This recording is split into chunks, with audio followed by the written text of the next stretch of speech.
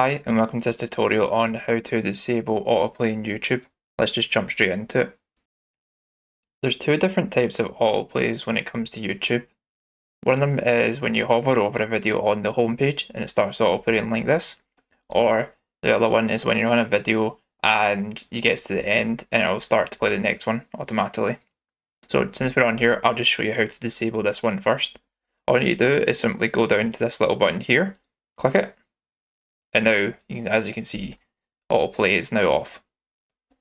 The alternative is for this one, playing on the home page. All you need to do is go to your profile up here, down to settings, playback and performance, and down here where it says browsing inline playback, play videos when you hover over them on the home screen. You can just disable that, and that should be it.